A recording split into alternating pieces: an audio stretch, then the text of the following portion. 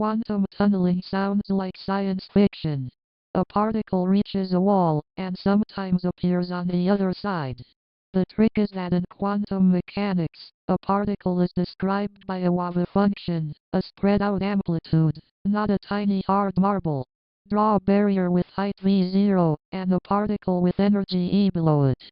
Classically, E less than V0 means stop. No crossing. But the Schrödinger equation says the wave does not instantly vanish inside the forbidden region. It fades exponentially. That fading is the key formula. T is approximately e to the minus 2 kappa a.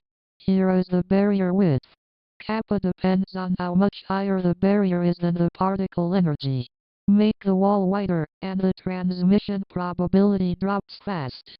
But if the wall is thin enough, a tiny tail reaches the far side and goes into an outgoing wave. This is not a free energy cheat. Most particles reflect. Tunneling is about probability amplitude leaking through a region that classical mechanics forbids. That small leak powers real physics. Alpha particles escape some nuclei by tunneling through a nuclear barrier.